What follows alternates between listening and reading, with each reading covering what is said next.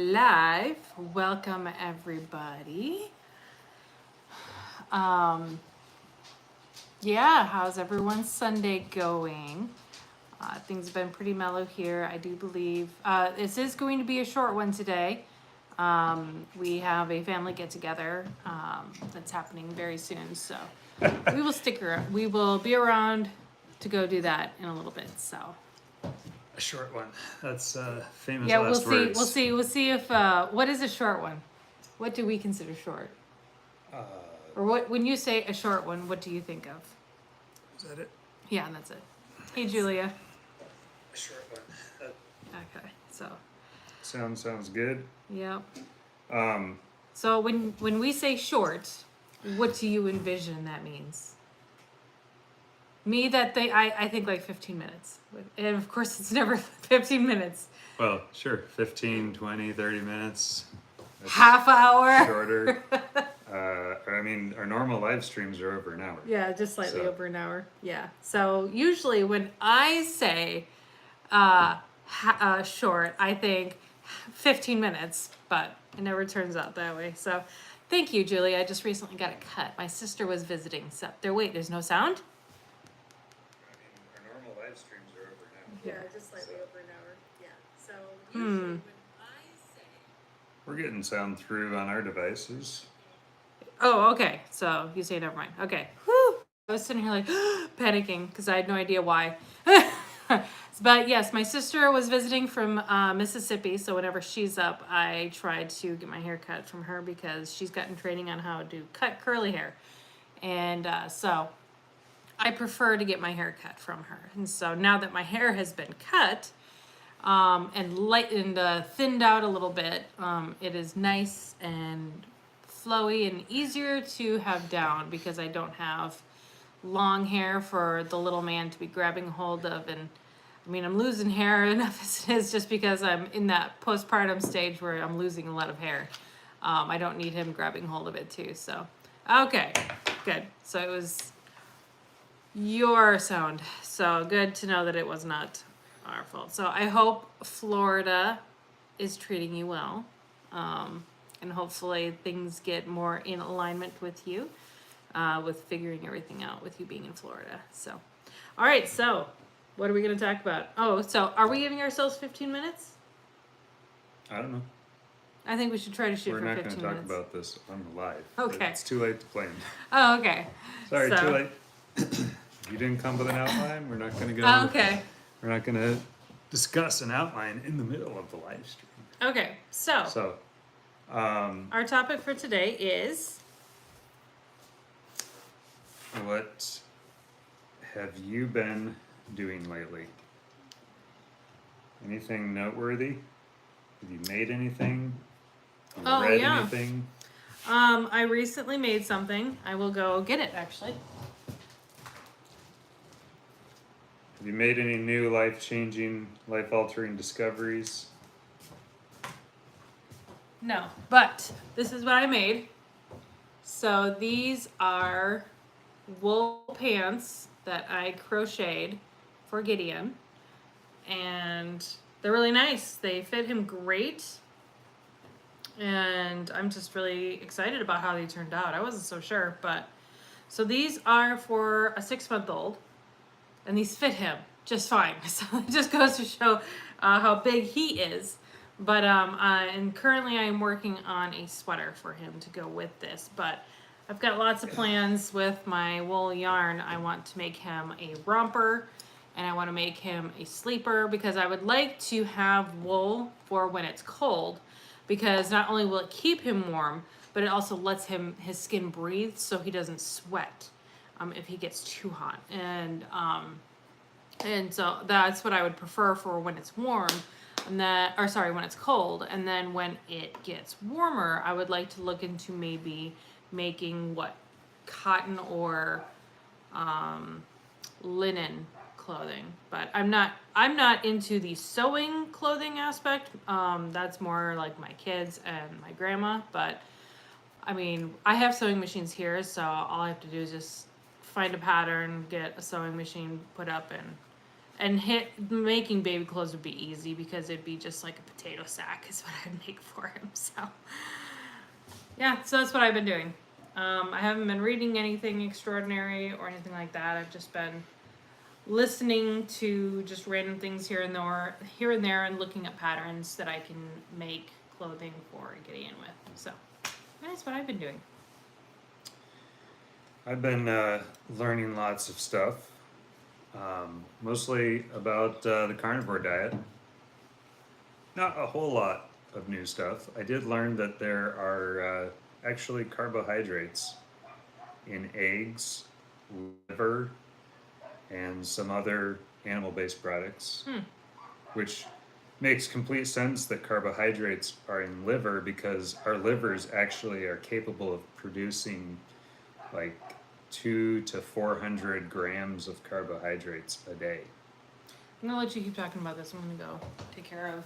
So that's really fascinating. You know, it's we got a comment recently on one of our videos talking about how our glycogen or our glucose stores, right? Because we have a store of glucose in our body, and this is so that in a situation where we need a lot of blood glucose really fast, we need more blood sugar to take off. And you know, back in the day when saber-toothed tigers were trying to kill us, we could run, take off real fast. So and it serves a lot of different functions. When you don't eat carbohydrates at all, your body will still produce. No, you need to go away. Go on. We don't need you squeaking in the background. No, go. Good girl. Sorry about that. The dog decided she was going to let herself into the house. So, our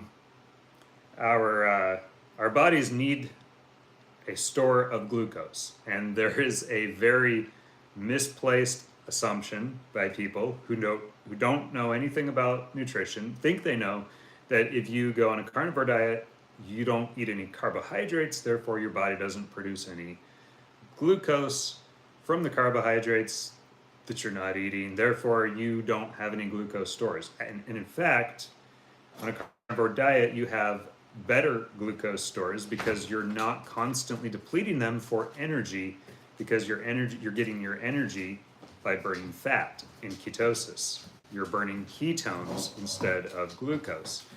And so I got this kind of ignorant, uneducated opinion shared. And so every time somebody leaves a comment about something like this, I refer back to the information I've already accumulated over the years, but then I also do a little more investigation, a little more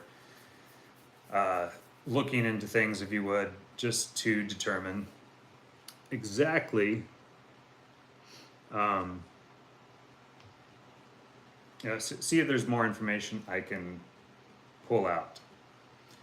So that's been interesting lately. I guess I didn't think about it, but of course, since our livers produce carbohydrates for us when necessary and are capable of producing up to 400 grams, I mean, depending on the person and what they need, it makes complete sense that when you eat a little bit of liver, you're getting a little bit of carbohydrate in there because that's the organ that produces them for us.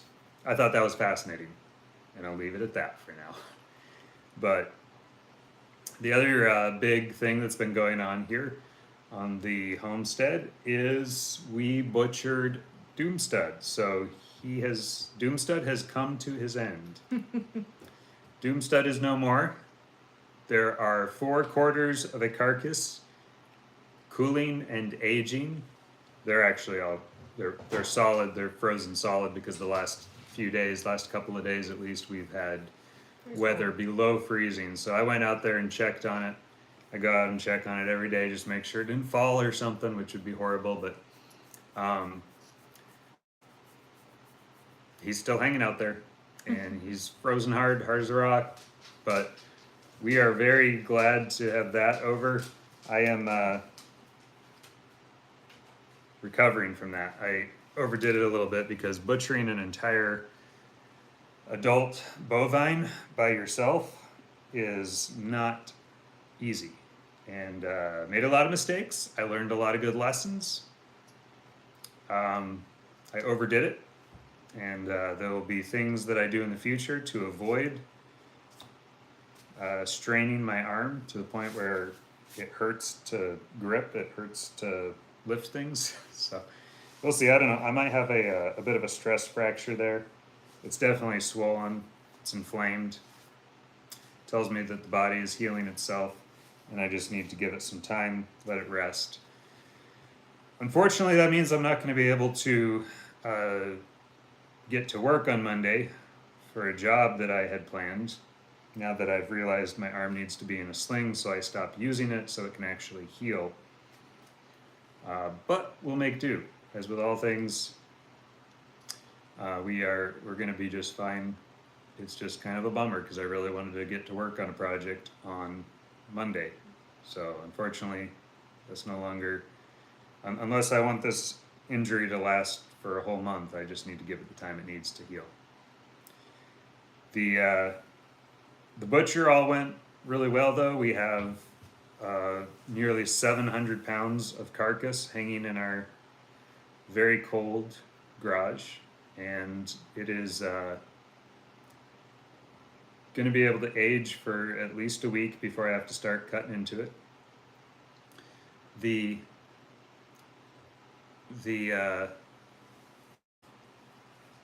Like I said, I made some mistakes through the butchering, but ultimately we ended up with almost 700 pounds of carcass.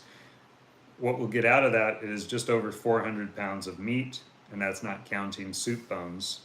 And we're going to make full use of the soup bones. I'm borrowing a meat saw from a friend. Meat saws I have found with butchering these really large animals, and especially if you want soup bones, or if you want to be able to get in there, break the bones, cut the bones in half, and extract all of the marrow, all of the collagen, everything that's there that you can, that's really beneficial for our bodies, tons of vitamins in that stuff. You need to have a meat saw so that you can cut those big bones in half and get into the marrow. Make them a little easier. So I've got, I think, an 80-quart pot that we use for making massive batches of bone broth. And we'll just put that out on a camp stove, a propane camp stove, and we'll fire it up and let that simmer for 24 to 48 hours, get all of the good stuff out of the bones, and then strain it off. I found that you can't just cut a bone in half, though, and throw it in the pot. You need to be able to cut them up into sections so that you can get the most out of it.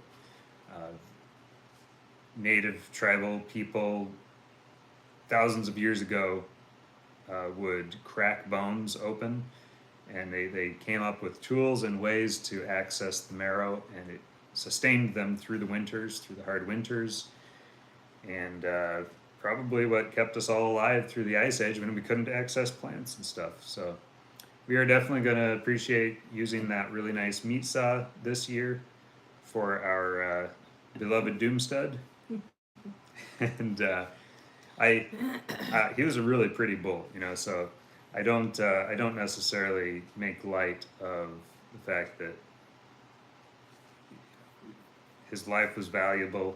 He served his purpose to breed cows. He lived a great life, running around on pasture. He died peacefully. We got a good, clean shot on him. He wouldn't face me in a good way, but we got a good, clean shot on him, so he never knew what hit him. He was down and out. And that's the way that I prefer to do it. Doesn't always work out that way, but he was alive and happy all his life until 1 second. It was just snuffed out. And that's the best way to do it. A good, clean dispatch, and a good, clean end to the legacy of Doomstud, whose legacy will now live on as he is going to feed us for many months. Not just us, not just our family, but another family as well. And our dogs.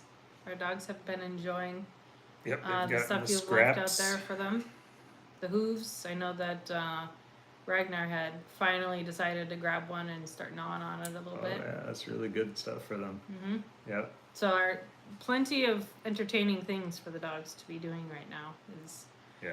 out there snacking on the tripe that's out there. They just gotta dig through it to find it, and then all the other fatty organs that are there and hooves and stuff like that.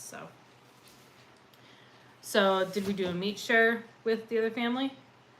Um, pretty much. Yeah. Yeah.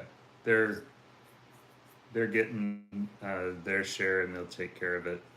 Uh, they might come over and help us actually. So that's the way I prefer to do it. Is if I can have some help, that's always nice. But it doesn't always work out. You know, I've had to butcher most of our lambs and sheep, and I've well, of the pigs that we've done, we did have help with two of them, two of the three that we've done so far. But I have a feeling that this year it's primarily going to be me. So I need to get this arm back in good working order. But it's really nice having the dogs here on the farm who eat a raw diet, because that this allows us to make use of the entire animal and nothing goes to waste. Nope. Even if we can't quite make use of it all, they'll eat the whole thing. And then there are certain things that they just don't touch. So I make an offering to the coyote tribe that wanders this area, that roams around. And A peace offering, stay off our land. yeah, so far they haven't bothered us. Correct. We've never had a coyote attack. No, we've heard them sing.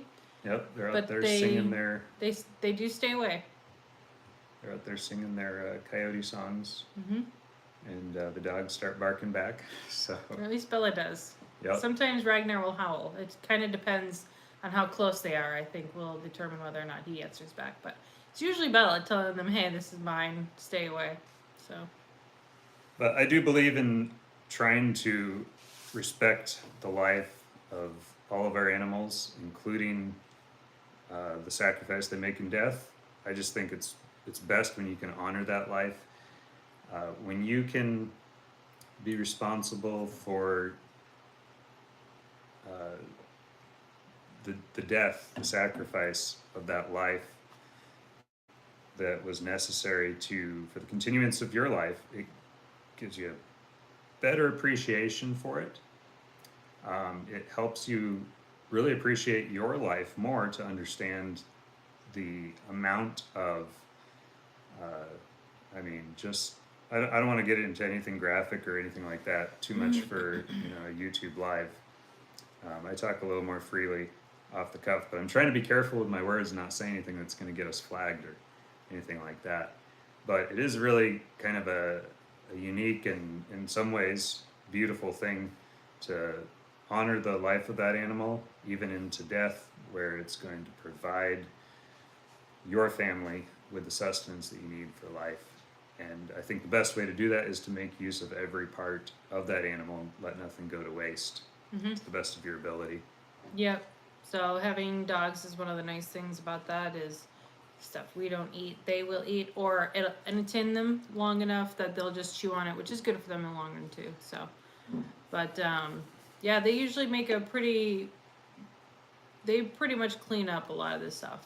I would say the stuff that they don't touch is the stuff that's inside of the stomach. So the fermented hay and fermented corn, they tend to leave that alone, but they'll go through the intestines though, and the like stomach lining, and the tripe and stuff like that. They'll go through that, but it takes them a while to find it. They have to pull all of the fermenting hay out of the stomach first. So Yeah, so and even that fermenting hay and anything like that can go back to the soil to fertilize the soil. So all in all, it gets used. It goes right back to the land, or it goes to our stomachs or our dog's stomachs, and the circle of life. yeah.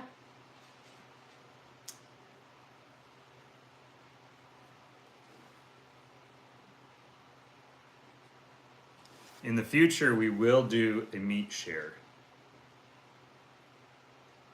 with, and it's actually in, it's in, It's in process right now. yeah, it's in process right now. We have another bull who is 9 or 10 months old now. I haven't kept track. I haven't either. He was 7 months old when we got him, so yeah, I'd say he's 10 months old. We have a 10-month-old bull, which means I need to do something because around 12 months he might be getting a little more sexually active as he matures. I don't know that I need to separate him from the females that he's currently with because they're all bred They're all where they supposed should to be. They're all supposed to be pregnant.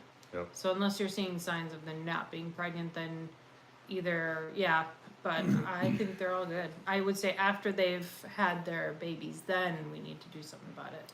Oh, and you know what? He is actually still nursing at 10 months old. Is I he? caught him the other day. He was going after that udder. Yeah. Oh. Pretty interesting. I didn't expect him to still be nursing or his mother to His mom's still be just allowing letting him. it. Yeah. There Yeah. are some that will, like, even past a year old. That's why they. If you ever wonder why some bulls have rings, not necessarily all bulls, but with weaning cows or bulls, they'll put a ring in their nose that it's just plastic, but it's got like, it goes out pretty far. So what it does is it makes it hurt when they go and try to nurse because it'll hit the udder and then push up into their nose, which hurts, and so then they stay away from it. But Yep. You gotta of them be able have to little approach 'em spiked to do balls that. on the end as well, Mhm. so that when they go in, they punch the udder. Yep. They grab on and they punch the udder, and to That's get a the milk letdown. to let down. Yeah. And so with a little spiky ball on the end there, if that doesn't deter them, The it mom will will kick. make their mother kick, and that's basically how they ultimately wean them. When the calf doesn't naturally wean itself and the mother's ready to wean it, she'll just kick them in the head every time they try to go after her. But in case that doesn't happen, you can put a little spiked nose ring in there, and she'll kick. It'll cause the calf discomfort, so they won't want to. And yeah, that's basically what that's all about. Yep. I have discovered that when you let nature be, mothers tend to be a lot more forgiving when it comes to their babies. Like, you hear that, like, cows will start weaning the calves at a certain age. Same with cats, same with dogs.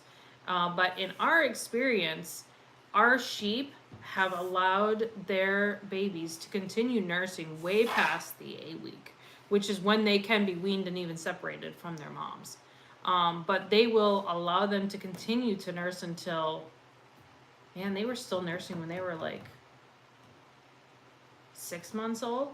Probably. They were, and like the moms would run from them. They weren't allowing it necessarily then, but the babies were still trying, and sometimes they would let them. With our cats, they've all let them continue to nurse off of them until like 13-week-old kittens, 15-week-old kittens. They're still letting them nurse. We have very obliging cat moms here, except for one. One is crabby, so as soon as she can, she gets him off her. But even then, she still goes longer than 8 weeks. So it's just interesting how in nature, when it's not forced by human interaction, they tend to let their young nurse longer than what is necessary. So. Yep. And yes, all very interesting stuff. Things you learn when you're on the farm and dealing with animals is, I think everyone, like anyone who consumes meat, I think it'd be very beneficial for them to actually like go out to the farm, especially if you're getting meat directly from a farmer. You should definitely try to go out there and experience some of that life. It gives you a new perspective on like where your meat comes from. You can see the life they live, and I would even like encourage to try to be involved with the butchering of it too. So that way, I think you just gain a better appreciation for the meat. You are more understanding of the process, and I think um, it's just an experience that I think would be great for everyone to know. You appreciate the meat. You're grateful for the meat. You're grateful for the sacrifice that the animal made for you, and there's just nothing to it. Um, it's just a life lesson. Yep. It's a really rare thing today, to be able to find some place where you can do that. Yeah. Because on-farm butchery is, first of all, we can't sell any of the meat that we process here, except for chickens. We have an exemption to process chickens without inspection, but anything else has to be inspected, USDA inspected, or at least state inspected, and that's seeing the animal before and after they have been dispatched, to inspect the animal before it's dispatched, and then to inspect the carcass after it's been. They want to take a look at the meat, make sure it looks healthy, right? So, thanks to our overregulation, it's going to be a very rare thing to be able to see that. But that's one thing that we'd like to maybe get into doing more, is sharing that experience with other people. Not necessarily bringing them on to the farm so that they can buy the meat that we're processing, but letting them share in seeing how it goes, seeing how it works, and maybe teaching other people how to do it. Because it's something that through through 2020, 2021, those years, there were a lot of animals that were just being, mercilessly, without any purpose, just being euthanized and then turned into fertilizer, basically. Weren't even being used for their meat. And some friends of mine and ourselves, we were able to actually save a few of those animals, and then make use of them so that they didn't just go to waste. But the amount of people that had the knowledge and the know-how and the capability and the wherewithal and the time to do that was exceedingly slim. We are a very, well, I'd say that since then there's probably a lot more people that know how to do it today than there were. I think a lot of people. It was fresh and new. I talked to a lot of people over the last couple of years who said, we've never butchered before. And then meat was scarce. We couldn't find what we wanted. Butcher shops were overwhelmed. There was no way we were getting a quarter of a cow. There was no way we were getting a whole pig. And they just figured out how to do it themselves. And that's I think that's a really great thing, and a testament to the perseverance and the survival, the tenacity of people to survive, is that a lot of people, they just taught themselves, and they probably made a lot of mistakes. We've made some mistakes too, but how else are you going to learn? And I know a lot of small-time butchers were helping people out as well. They'd actually come out and just kind of walk them through that. And they'd share a beer, and it was a good time. But it's one thing that I've really enjoyed, is sharing with other people. It's mostly been friends and family that, people I've known for years, and they've just never been around it or hadn't gotten to see it yet. And to be able to share in a on-farm pig slaughter, an on-farm pig butchery, is a pretty cool experience. And to be able to see, and even maybe you have a dinner there on the farm afterwards where you sample, not that animal because we want to let it hang for a while and age a little bit, but a pig that we butchered previously. So we've had all kinds of interesting things. We've done pork, as well as blood sausage and head cheese. We tried head We cheese. we tried it. It's basically, think of it as spam. It's nothing gross. It's not brains. Yeah. It's it's usually the cuttings. The Isn't it like the heart and the liver? you can add just about anything. You can add brain to it if you want, but we didn't. That was one thing I didn't want to get into. So, but the head cheese didn't quite turn out. I did something wrong, so we're gonna have to try that again because it's basically you're making spam for yourself. You're making your own spam. So, and spam is a really good prime. It's really good prime meat from the pig. It's not like all of the gross It's not like stuff. a hot dog? Yeah.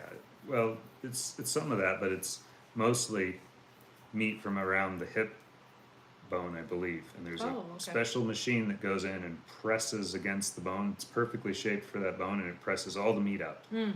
And then that meat is ground up, basically pureed and turned into spam, seasoned, and they put a lot of the natural gelatin Yeah. from the pig in there so that it hardens up. Yep.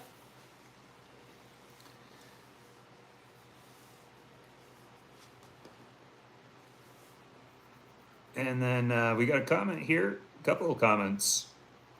Oh wow, very interesting. Malu says, all I see is a young family doing right for themselves and for the animal they're processing / consuming. And spam is gross.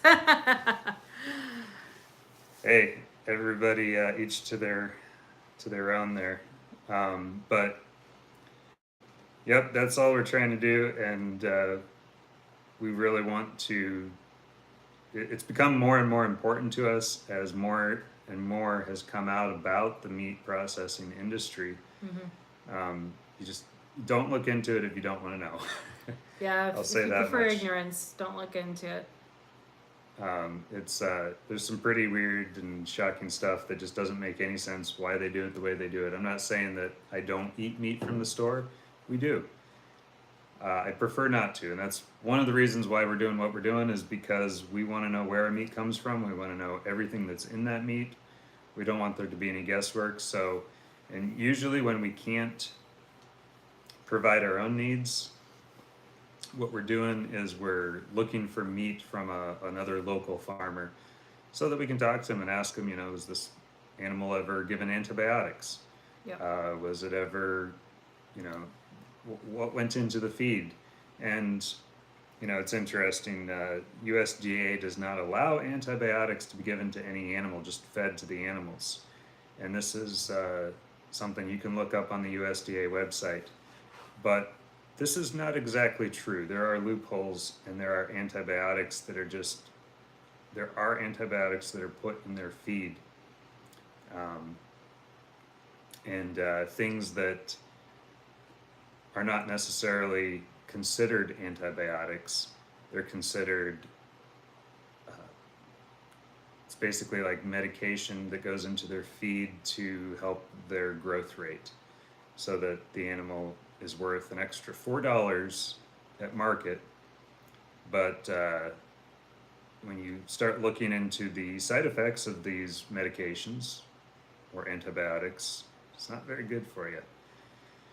Anyway, all that to say, not to go down that rabbit trail, but yeah, we just want to know what our animals have had. We want to know the kind of life that they've lived. We want to know that the entire animal has been used to the best of our ability, and we feel that that's a choice that we've built our life around. And so it's something that we've been working toward for years, and we are now just about there where we can almost now provide 100% of our own meat. And since meat happens to be just about all we eat, I'm not going to get into that because we need to end this soon. Yep. But since meat is just about all we eat, it's going to be within reach here very soon to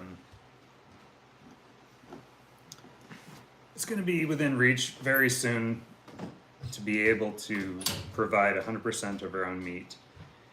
So I'm looking forward to that day when we can turn around and announce we've done it. Our goal we've reached our goal of raising and processing all of our own food. And it's not, think of it as if you want, just think of it as a frivolous goal. Like, I don't think it's necessary for people to do this. I'm not out here preaching that everybody needs to live like we do.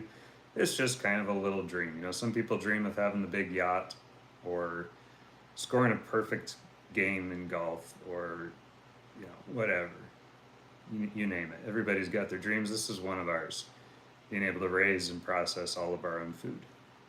And I know that might seem kind of weird to people, but it's something that we've been aiming for years, and we're almost there.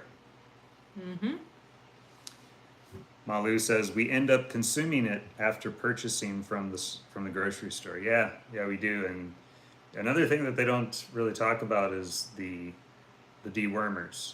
The dewormers that all of our meat in the grocery store have had poured on them or fed to them. These are also antiparasitics. These are antibiotics. These are things that they're still in the meat.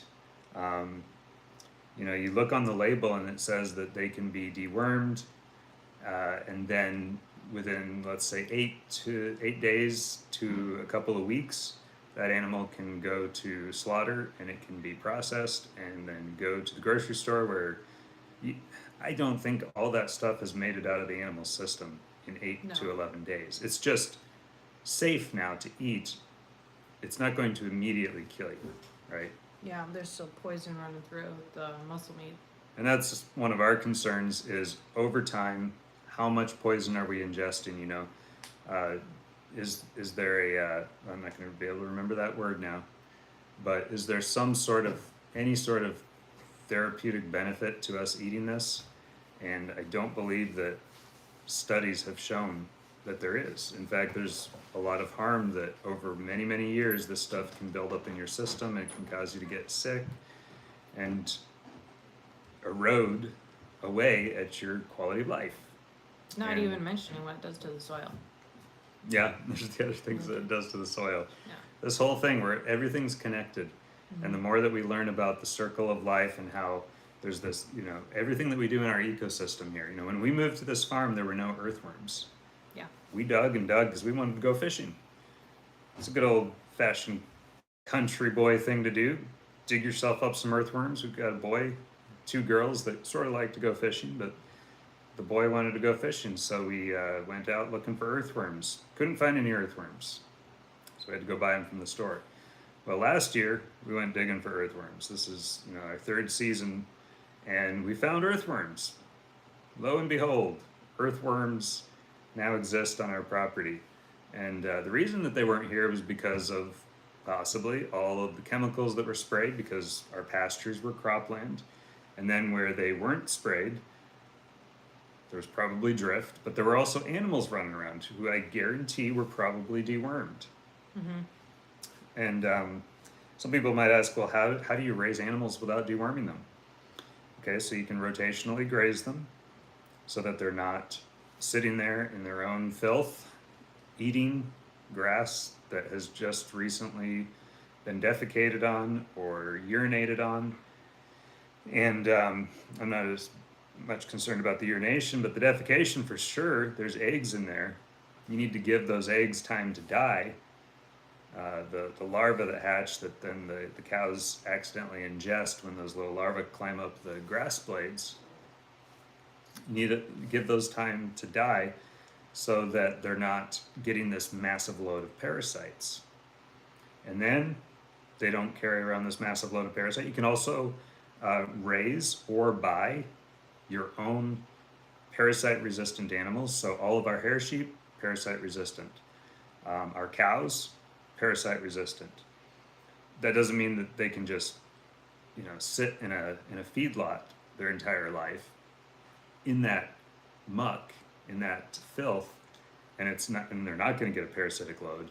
But it means that they're going to be fine, and their bodies are naturally going to purge low loads of parasites. So you just make sure that they can never accumulate big loads of parasites by keeping them moving, as nature intended for plains animals, grazing animals to Be on the do. move. Yep. So we try to mimic the natural pattern of animals that historically would have been driven on, the herds would have been driven on by packs of coyotes or wolves or other predators. As soon as they caught scent of a predator, they're moving on. And so that's what originally forced these animals to graze rotationally. So they would move on and they wouldn't be back to that spot for a month. And it was all part of their instinct and everything. But we try to mimic that to the best of our ability today so that they're giving the ground time to recover. Yeah. There's time for that grass to come back, and as well as so that they're not sitting there eating the parasitic life cycle and taking up that load again and increasing the population of parasites in them. So it's all really fascinating stuff to us. We live it. Might sound kind of boring to other people, but it's really important. And there are natural ways to deal with disease and parasites and pests, and we try to the best of our ability to do that. Another thing that I just noticed this last year is the dung beetles are back. I found a dung beetle out in the pasture, which is awesome because the dung beetles are also affected by dewormers. And dung beetles help with the load of flies that you're going to have. Now, I don't think that we're ever here on our small property going to get rid of the massive influx of flies that we get during the summer, which then pester our animals. But I think naturally over time, they're going to experience, they're going to be pestered less and less by the flies as we kind of build out and carve out and eke out our own little natural ecosystem here. It's going to take a number of years yet before it's perfect or as close to perfect as nature allows, but we're doing what we can. Yep. Well, I'm glad you're not finding it boring. We find it very interesting too. That's why we like to talk about it. You learn a lot when you get into homesteading, especially when you just kind of want to know everything that's out there. So Well, do you have anything else? I don't. So I think that we should say goodbye because we got that family event to get to today. But thank you all for joining us. Thank you for everybody who logged in, and we wish you a very good day. Everybody take care. Stay safe. Hug somebody. God bless. Everything's going to be okay. Peace.